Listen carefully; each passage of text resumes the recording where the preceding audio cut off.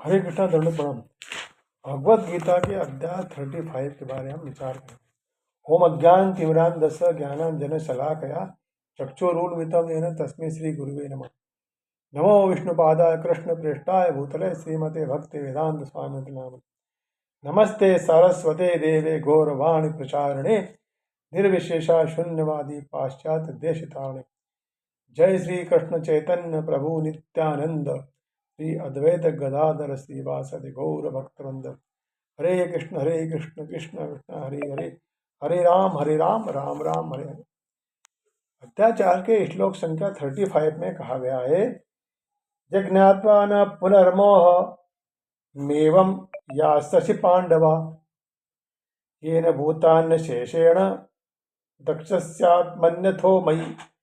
भगवान कहते हैं कि स्वरूप सिद्ध व्यक्ति से वास्तविक ज्ञान प्राप्त कर चुकने पर तुम पुनः कभी ऐसे मोह को प्राप्त नहीं होंगे, सांसारिक मोह को, क्योंकि इस ज्ञान के द्वारा तुम देख सकोगे कि सभी जीव परमात्मा के अंश स्वरूप है, अर्थात वे सब मेरे हैं।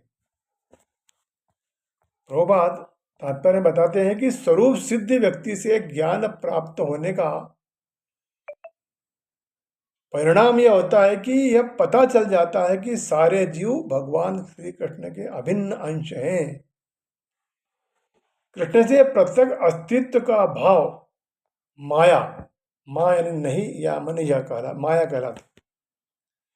कुछ लोग सोचते हैं कि हमें कृष्ण से क्या लेना देना है, वे तो केवल महान ऐतिहासिक पुरुष है और परब्रह्म तो निराकार है, इसका कोई आकार नहीं है।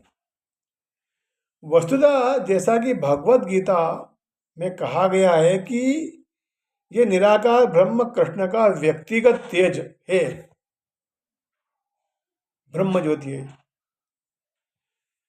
कृष्ण भगवान के रूप में प्रत्येक वस्तु के कारण है।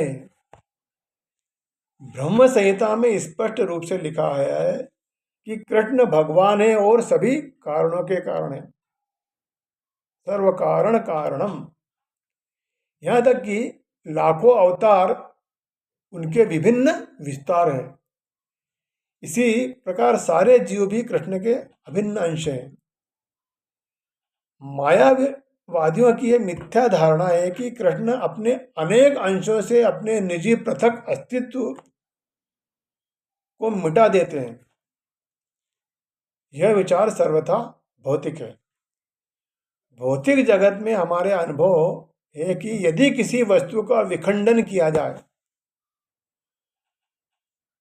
तो उसका मूल स्वरूप नष्ट हो जाता है, किंतु मायावादी यह नहीं समझ पाते कि परम का अर्थ है कि एक और मिलकर एक ही होता है और एक में से एक घटाने पर एक ही बचता है। पर ब्रह्म का यह स्वरूप है।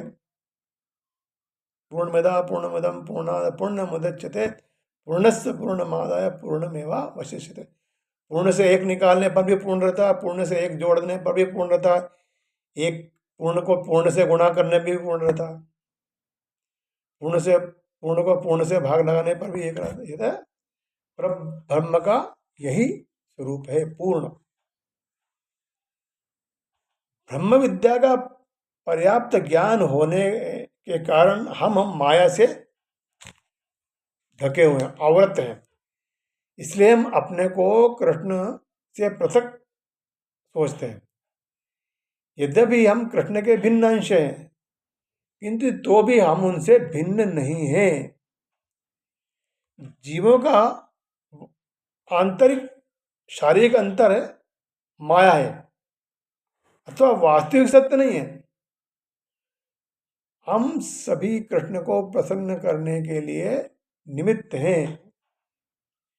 केवल माया के कारण ही अर्जुन ने सोचा कि उसके स्वजनों से उसका क्षणिक शारीरिक संबंध कृष्ण के शाश्वत आध्यात्मिक संबंधों से अधिक महत्वपूर्ण है, ऐसा अर्जुन ने सोचा। भगवत गीता का संपूर्ण उपदेश इसी और लक्षित है कि कृष्ण का नित्य दास होने के कारण जीव उनसे अलग नहीं हो सकता। कृष्ण से अपने को अलग मानना ही माया कहलाती है। परब्रह्म के भिन्न अंश के रूप में जीवों को भी विशिष्ट उद्देश्य पूरा करना होता है। उस उद्देश्य को भुलाने के कारण ही वे अनादिकाल से मानव, पशु, देवता आदि देहों में स्थित है। ऐसे शारीरिक अंतर भगवान की दिव्य सेवा के विस्मरण से पैदा हुए हैं।